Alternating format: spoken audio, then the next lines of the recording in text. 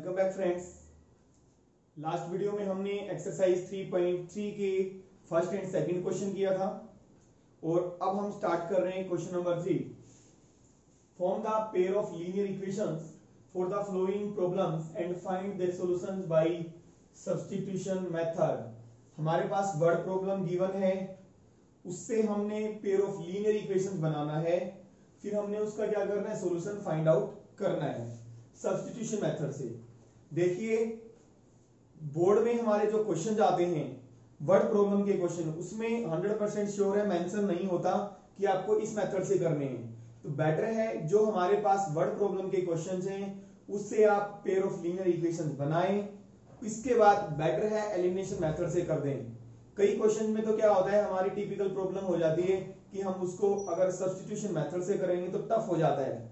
तो बेटर है जितने भी क्वेश्चन हैं या ज्यादा आसान है तो ठीक है सब्स्टिट्यूशन से कर दो, अदरवाइज अगर आपको कैलकुलेशन टफ लग रही है सब्स्टिट्यूशन से तो बेटर है आप उसको एलिमिनेशन से कर दें। अगर मेंशन नहीं है 100% श्योर है कि तो मेंशन होता ही नहीं, ठीक है।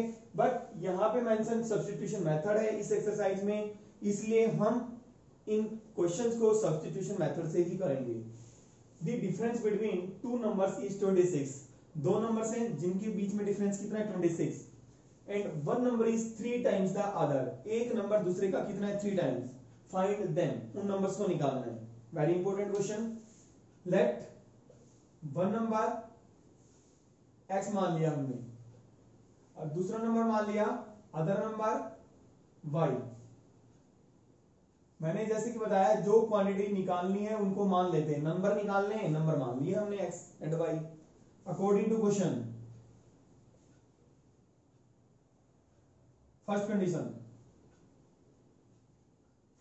क्या कहती है, इनके बीच में जो डिफरेंस है 26 है, इसका मतलब एक नंबर बड़ा है एक छोटा है। अब बड़ा तो हमने पता नहीं कौन सा है तो मानना पड़ेगा let x and y, so let x greater than y greater than मान लो या x ग्रेटर देन y मान लो, आपकी मर्जी है। हमने x y से बड़ा मान लिया तो इसका मतलब डिफरेंस, इसका मतलब x माइनस वाई हुआ क्योंकि x बड़ा है। डिफरेंस कितना दे रखा है 26, ये इक्वेशन बन गई। ये समझ में आ गया ना, x को y से जो ग्रेटर लिया है क्यों लिया है।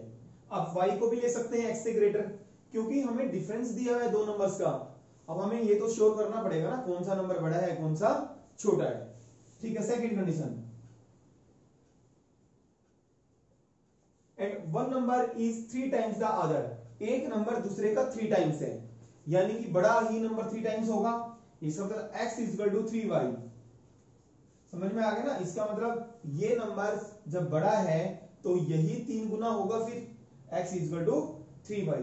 अगर y is equal to 3x यहां पे लिख दिया गलत हो जाएगा, ध्यान रखना x बड़ा है y से, तो x is equal to 3y। इनको सब्स्टिट्यूशन से करो एलिमिनेशन से करो, कोई दिक्कत नहीं है, इजी प्रॉब्लम है हमारी। Put x is equal to, दो इक्वेशन बनेगी हमारे पास, put x is equal to 3y in equation first. x is equal to 3y first equation में पुट कर दिया हमने। 3y minus y is equal to 26, 2y is equal to 26, y is equal to 13। Substitution method क्या है, इसके steps कैसे हैं, procedure क्या है, हम इससे लास्ट वीडियो में हम अच्छी तरह कर चुके हैं, आपको आता होगा। y कितना आ गया 13, put y is equal to 13 in equation first में पुट कर दो या सेकंड में, आपकी मर्जी है। सेकंड में पुट कर देता हूं बेटर है। तो x is equal to 3 multiply 13, तो इसका मतलब x कितना आ गया 39। This implies numbers are 13 and 39। वही निकालना था हमने, नंबर्स निकालने थे। देखिए सेकंड पार्ट स्टार्ट करते हैं। The larger of the two supplementary angles exceeds the smaller by 18 degrees.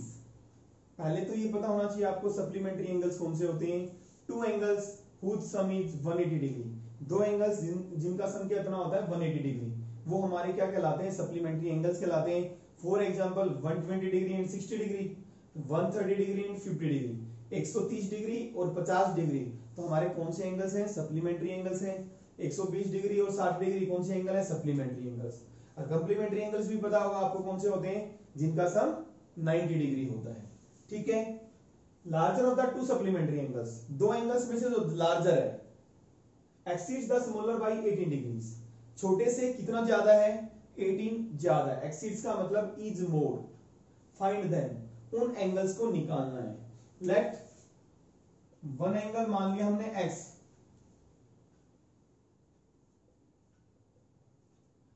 Other angle यानी कि सप्लीमेंट्री, x का सप्लीमेंट्री, और दूसरा मान लिया हमने एंगल y। फर्स्ट कंडीशन, अब देखिए दोनों एंगल्स कैसे हैं, सप्लीमेंट्री एंगल है, मेंशन है, तो सप्लीमेंट्री है तो इसका मतलब दोनों एंगल्स का सम कितना होगा, 180। ठीक है, अब ये दिया हुआ है one larger of the two supplementary, हमें ये नहीं पता x और y में लार्जर कौन सा है। ठीक है, larger of two supplementary angle exceeds the smaller y 18, तो मानना पड़ेगा let x greater than y मान लो आप, या y ग्रेटर देन x मान लो। Let x greater than y, मैंने मान लिया जो x है y से क्या है, ग्रेटर है। अब ये दिया हुआ है x जो है इन दोनों एंगल्स में से जो लार्जर है वो छोटे एंगल से 18 ज्यादा है, तो कैसे लिखेंगे सेकंड कंडीशन को, x ज्यादा है किससे, y से, x y से ज्यादा कितना है, 18, समझ में आ गया, x is 18 मोर, या x exceeds 18, कितना ज्यादा है, 18, किससे, y से। ये हमारी सेकंड इक्वेशन हो गई, ये फर्स्ट।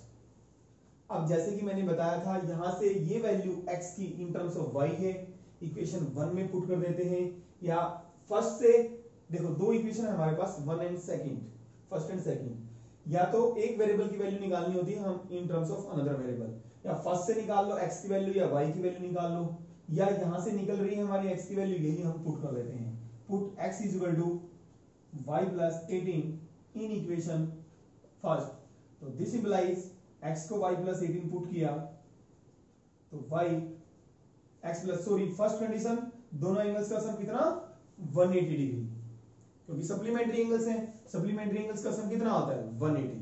ठीक है, y प्लस x को पुट किया, y plus 18 plus y is equal to 180, तो 2y और plus 18 is equal to 180 degree, तो this implies 2y is equal to 180 minus 18, तो 2y is equal to minus करेंगे तो कितना आएगा भाई, 162, y is equal to 160 divide by 2, y is equal to 2 8 जा 1, 2 8 जा 16, 2 1 जा 2, y is equal to 18 degree, यानी कि हमारा जो स्मॉलर एंगल है 81 डिग्री आ गया। Put y is equal to 81 in equation 2, first या सेकंड में आप किसी में पुट कर दो, तो y इज इक्वल टू हमने x is equal to 81 plus 18, तो x कितना आ गया हमारा 99, तो यही हमने फाइंड आउट करने थे दोनों एंगल्स। नो स्टार्ट करते हैं क्वेश्चन नंबर 3 का थर्ड पार्ट, जो कि हम पहले भी इस टाइप की वर्ड प्रॉब्लम कर चुके हैं, बस हमने सॉल्व नहीं किया था इक्वेशंस को।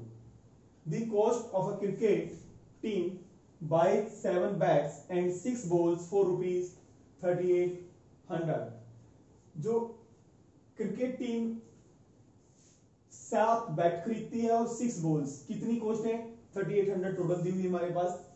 Letter she buys 3 bats for rupees 1750, ये हमारे पास she buys 3 bats and 5 and और दिया हुआ भाई 5 बॉल्स, बाद में वो 3 बैट्स और 5 बॉल्स और परचेज करती है, कितने रुपए में, 1750 रुपीज में। Find the cost of each bat and each ball, हमने कॉस्ट निकालनी है ईच बैट और ईच बॉल की। देखिए मैंने जैसे कि बताया है, जिस क्वांटिटी की हमने वैल्यू फाइंड आउट करनी है उसको मानते हैं। लेट कॉस्ट ऑफ 1 बैट, हमने एक बैट की हमने कॉस्ट निकालनी है, बॉल की भी कॉस्ट निकालनी है। कॉस्ट मान ली हमने 1 बैट की रुपीज x, और cost of 1 ball rupees y। First condition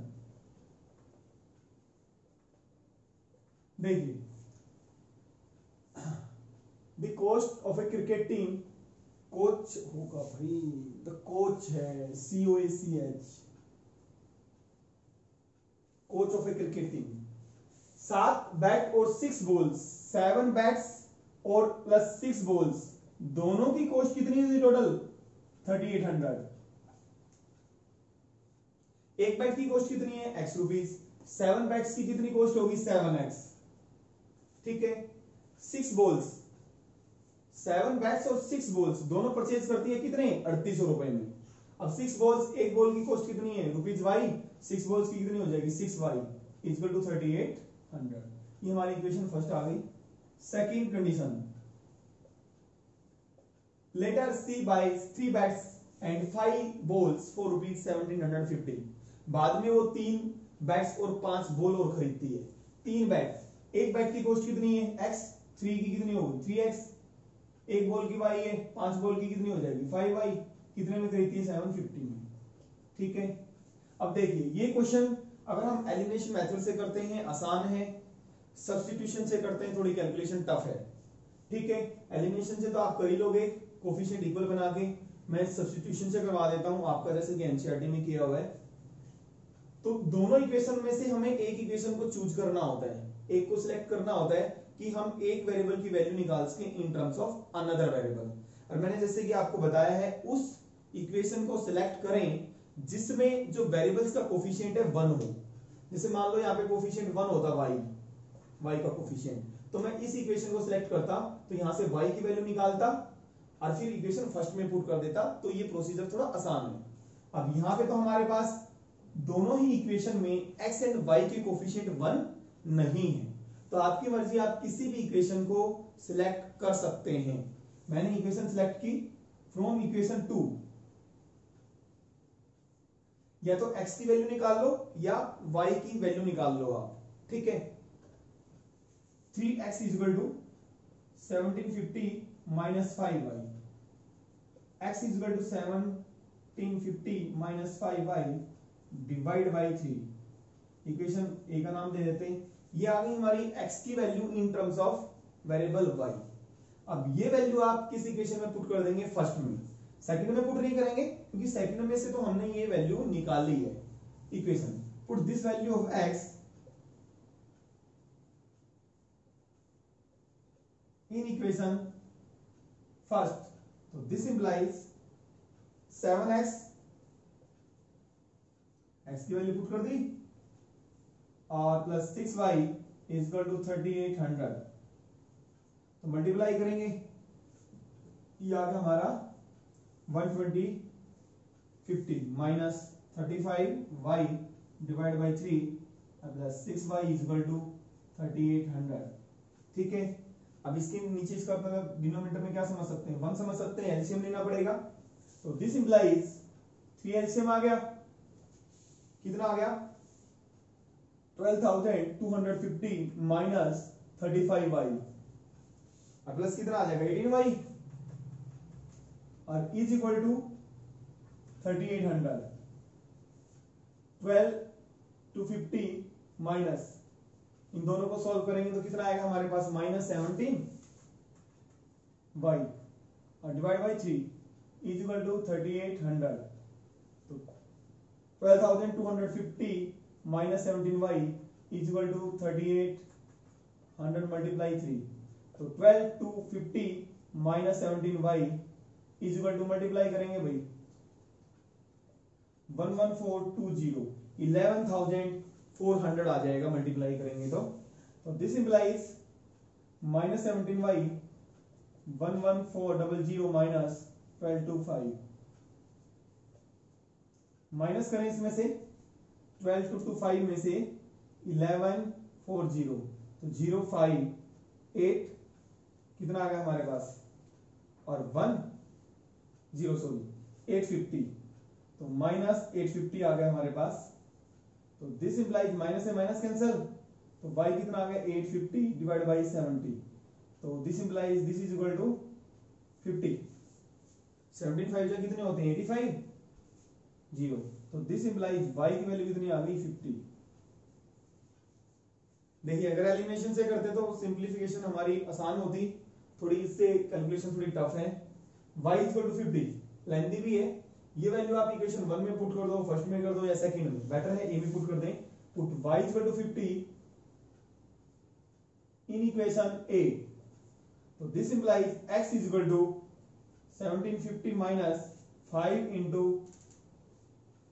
50 divide by 3, तो this implies x is equal to 1750 minus 250 divide by 3, तो x is equal to minus करेंगे तो कितना आएगा भाई 1500 डिवाइड बाय 3, तो x की वैल्यू कितनी आ गई, दिस इज इक्वल टू 500, तो this implies x is equal to 500, तो दिस इंप्लाइज जो x हमारा क्या था, कॉस्ट ऑफ 1 बैटरीज आ गई 500 रुपीज और कॉस्ट ऑफ 1 बॉल कितनी आ गई 50 रुपीज। क्वेश्चन नंबर 3 के फोर्थ पार्ट पे आते हैं। जो इस टाइप का जो क्वेश्चन है हमारा, इससे नेक्स्ट एक्सरसाइज में है, उससे भी नेक्स्ट एक्सरसाइज में भी है, यानी कि 3.4 में भी है और 3.5 में भी है, सिर्फ हल्का सा डिफरेंस है। The taxi charges in a city the taxi charges in a city consists of a fixed charge together with the charge for the distance covered। किसी भी सिटी के अंदर जो टैक्सी चार्ज है वो एक फिक्स चार्ज मिलके है और साथ में charges for the distance cover, जितना आप डिस्टेंस कवर करते हैं साथ में वो भी लगेगा जितना डिस्टेंस आप कवर करते हैं। For distance of 10 kilometre the charge paid is ₹105। अगर आप 10 किलोमीटर डिस्टेंस कवर करते हैं तो उसके लिए आप चार्ज कितना देते हैं 105 रुपीज।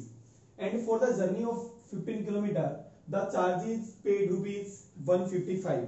अगर आप 15 किलोमीटर डिस्टेंस कवर करते हैं तो चार्जेस कितना देते हैं 155 रुपए, 155 rupees. What are the fix charge and the charges per kilometre, ये क्वांटिटी हमने निकालनी है, उसको मान लेंगे हम। Let fix charge ₹X and charge per kilometre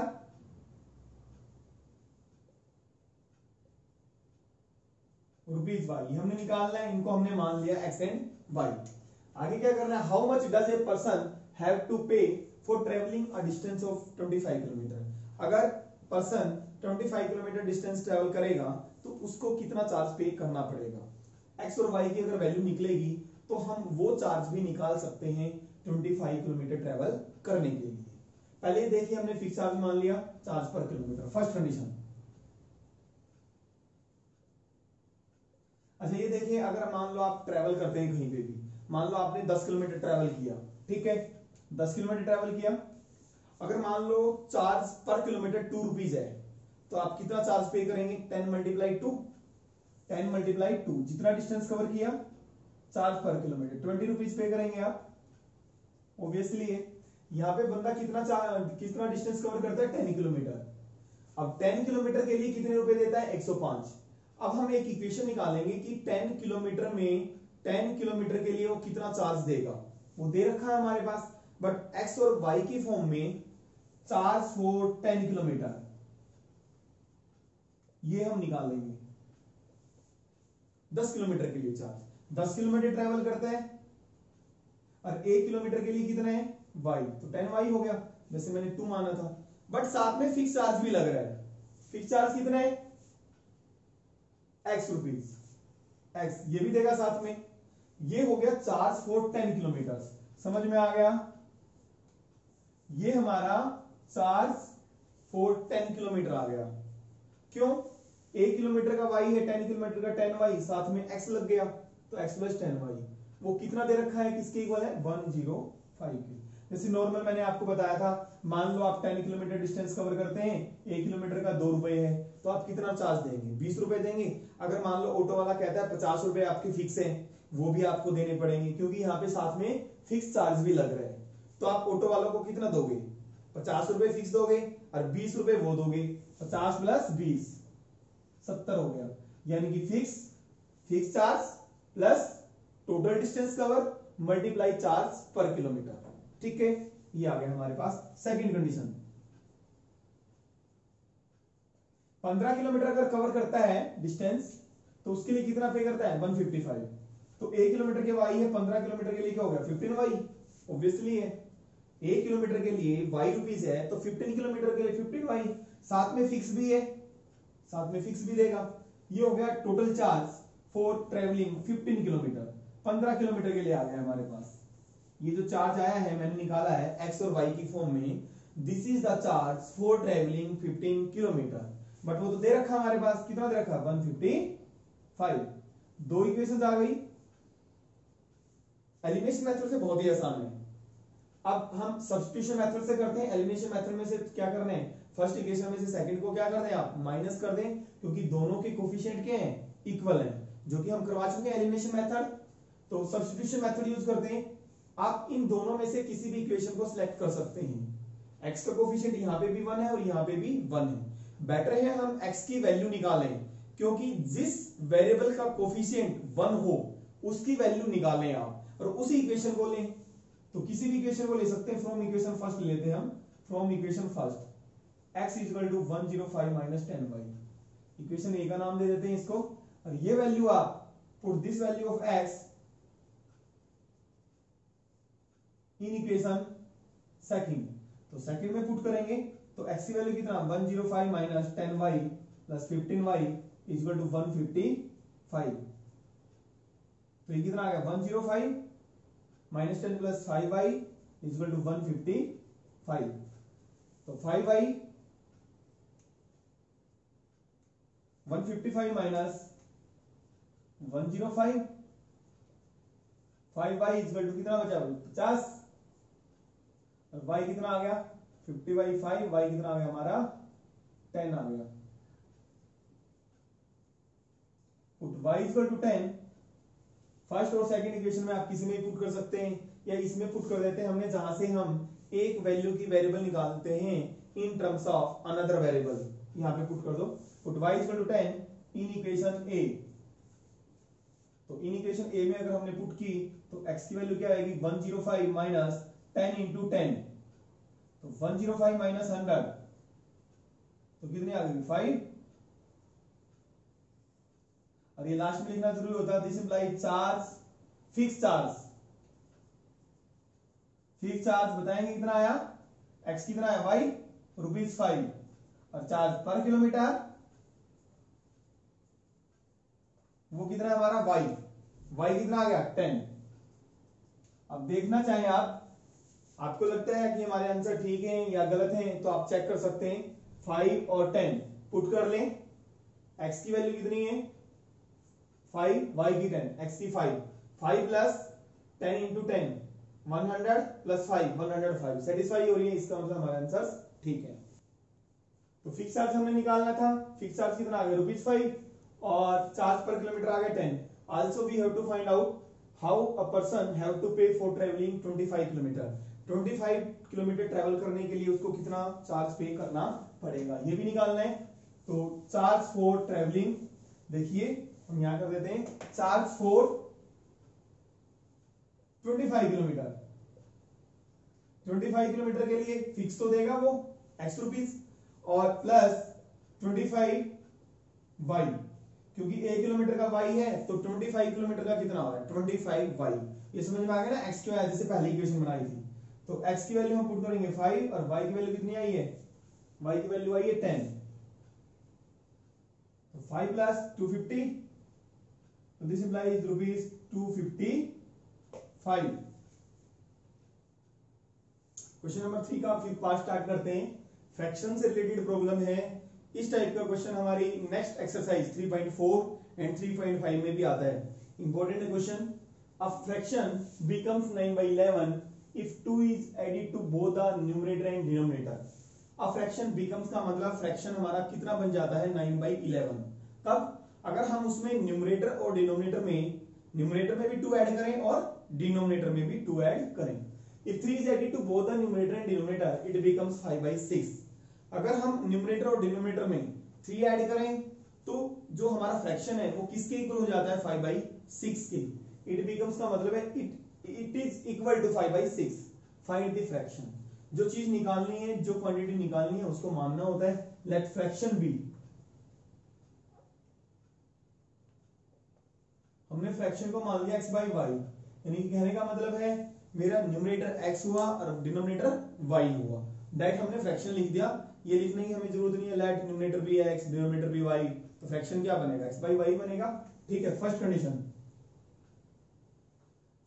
क्या कहती है, अगर हम 2 ऐड कर दें दोनों में, न्यूमरेटर और डिनोमिनेटर में, तो फ्रैक्शन नया हो गया हमारे पास, क्योंकि x और y की कोई ना कोई वैल्यू है, ये फ्रैक्शन है। अब 2 ऐड कर दिया न्यूमरेटर और डिनोमिनेटर में, तो नया फ्रैक्शन क्या बन गया वो, अ फ्रैक्शन बिकम्स 9/11। ये फ्रैक्शन हमारा कितना बन जाता है, 9/11 के इक्वल हो जाता है। ठीक है, इसको हम स्टैंडर्ड फॉर्म में लाएंगे। स्टैंडर्ड फॉर्म में कैसे लाएंगे, क्रॉस मल्टीप्लाई करो, 11x + 2 = 9y + 2, तो 11x + 22 9y + 18, तो x और y की टर्म्स इधर कलेक्ट कर लें, 18 उधर जाएगा, 22 किसका बन जाएगा, -4 आ जाएगा हमारे पास, 9 - y = -4। सेकंड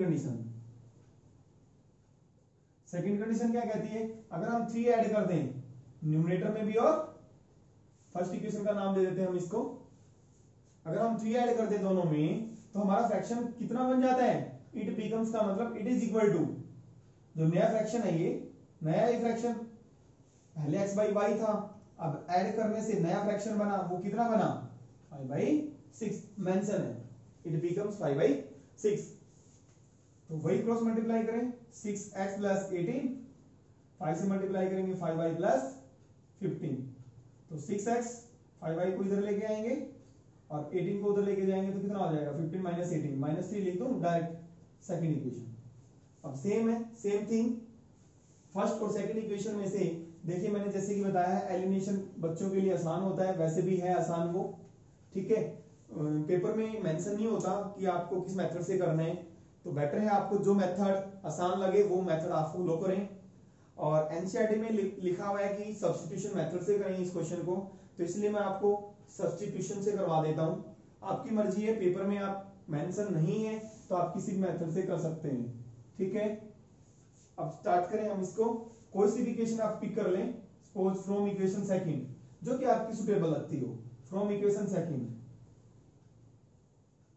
x या y की वैल्यू निकाल लें, बेटर है x की वैल्यू निकाल लेते हैं, -3 + 5y, तो x की वैल्यू कितनी आ गई, -3 + 5y / 6, इसको इक्वेशन ए का नाम दे देते हैं। ठीक है भाई, x की वैल्यू आ गई किसमें, इन टर्म्स ऑफ y, ये वैल्यू किसमें पुट करेंगे, सेकंड से तो निकाला है, फर्स्ट में पुट करेंगे, put this value of x in equation first में पुट किया, 11 -3 + 5y / 6 -9y = -4, तो मल्टीप्लाई करेंगे इसको, कितना होगा, -33 और +55 y / 6 और -9y = -4। ये समझ में आ रहा है। एलसीएम लेंगे अब कितना, 6, इसके नीचे तो इसका मतलब क्या है, डिनोमिनेटर के नीचे तो 1 है, 6 एलसीएम आ गया, तो -33 + 55y और -9 6 54 और ये आ गया y = -4, तो दिस इंप्लाइज -33 55 - 54 कितना आ गया y, और उधर 6 को लेके जाएंगे तो -24, क्रॉस मल्टीप्लाई हो जाएगा ना भाई ये उधर जाके, तो ये आ गया हमारा y = -24 + 33 और y कितना आ गया 9। कैलकुलेशन है सिर्फ नॉर्मल, जो कि आप लोअर क्लासेस में कर चुके हैं, और ये वैल्यू हम put y = 9 in equation A में पुट कर दें, या फर्स्ट या सेकंड में से पुट कर दें, बेटर है हम ए में पुट कर दें। यहां से x की वैल्यू निकली हुई है, -3 + 5 × 9 / 6, तो x = -3 और प्लस कितना आ गया 45 / 6, तो -3 + 45 46, सॉरी 42 / 6 कितना आ गया 7, तो दिस इंप्लाइज फ्रैक्शन हमारा क्या आ गया, x बाई वाई था, ये मेन आंसर होगा हमारा फ्रैक्शन।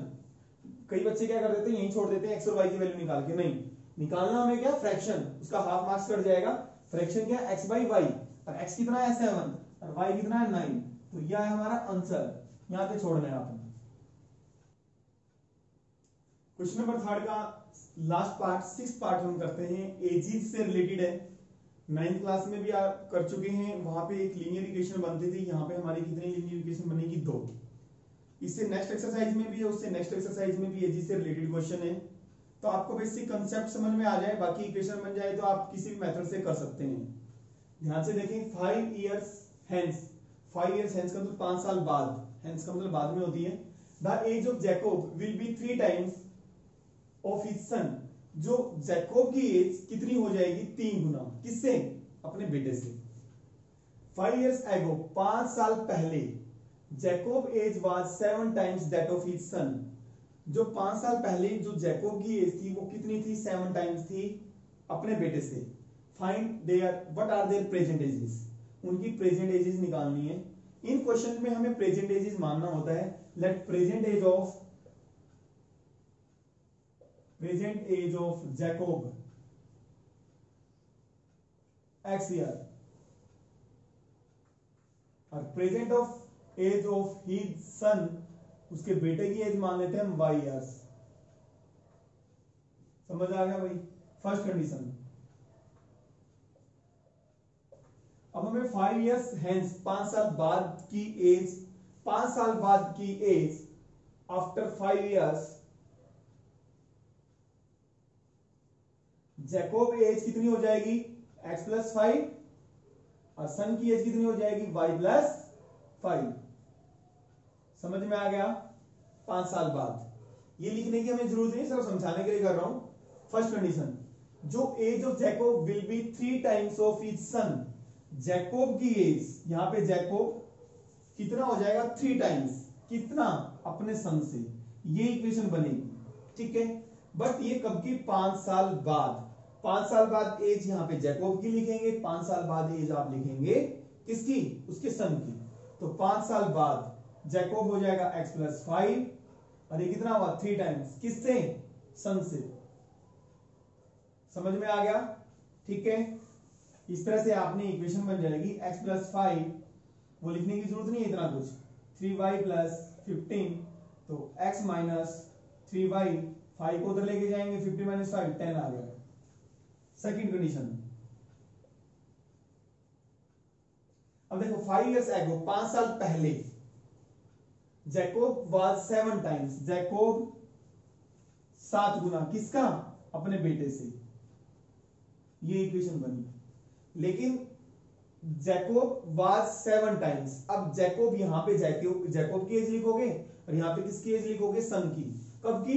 5 years ago, 5 साल पहले। आज x ईयर्स एज है, 5 साल पहले कितनी होगी? x - 5। दोनों में से क्या क्या हो जाएगा? 5 कम हो जाएगा ना। x - 5 7, y - 5। समझ में आ रहा है ये? x - 5 = 7, y - 35।